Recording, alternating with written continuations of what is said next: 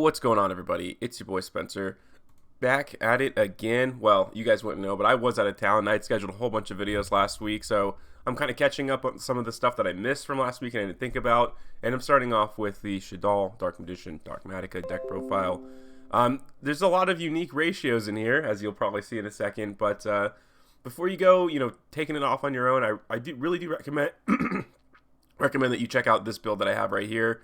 And, let me know what you think. And, you obviously be making your changes here and there, but I think this is a good blueprint for, starting off. Let's go into it. 2 Dark Magician. I never run more than 2 in any Dark Magician deck, pretty much. 3 Magician's Rod, 3 Magician's Souls, and I have this very small Dogmatika package, which is Ecclesia, 1 Fleur-de-Lis, and 1 Maximus. Basically giving you the flexibility of whatever you need at the moment, whether it's Maximus or the Fleur-de-Lis. I think it's pretty good considering you have the 3 Nadir Servant, which is like the most important card because it does a whole lot of stuff for you. And also, like, this searches out 2 of them because you can send, Titanclad. So I wouldn't worry about running so many of these ones, and this is like help me kind of cut the deck size down. I run quite a bit of Shaddoll monsters. It's a Shaddoll Beast, Shaddoll Dragon, Windy, Shaddoll Hedgehog, and then the Shaddoll Falco. And I run these 3 random cards because I actually do like to run all of these Shaddoll monsters because they actually have pretty decent effects. This is kind of the part of the deck where I'm like, I don't know if this is the right move or not, but for now, I actually do like it. It's technically another form of disruption too. It's like 3 hand traps, whatever you want to call them, an Ash Blossom, and then 2 Kaijus. But this one's the Sticky String Kaiju, and this one is obviously Gamma Seal, the kind of the main one.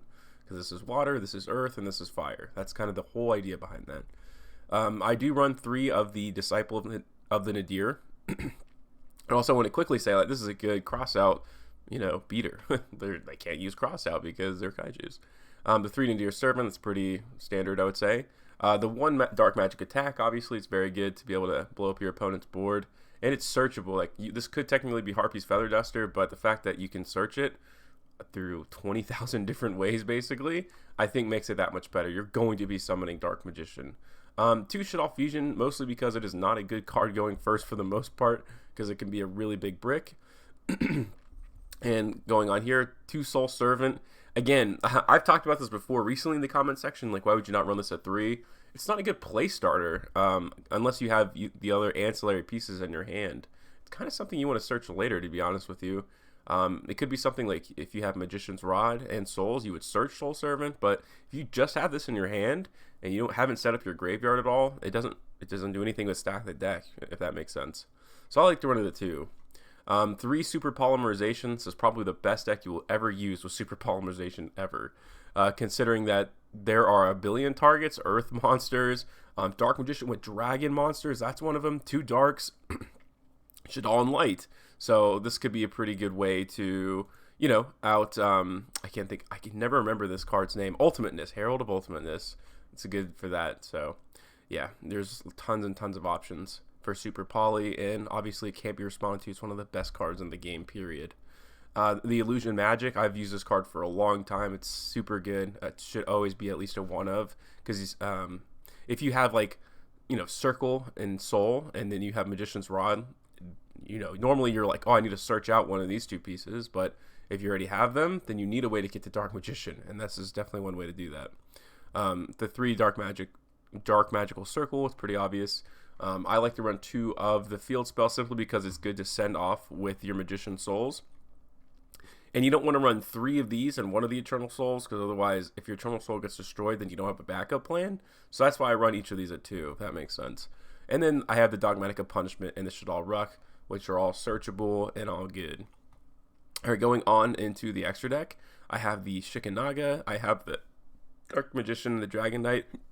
What's really interesting is if you're really desperate and you have your Soul Servant and a Nadir Servant, you can actually send your Dark Magic or your Dark Magician, the Dragon Knight, and then stack on top of the deck. It does count as Dark Magician in the graveyard. You can't special summon it because it wasn't properly summoned first, but you can use it as a name in the graveyard, which is just kind of silly. But yeah, that's decent information to know.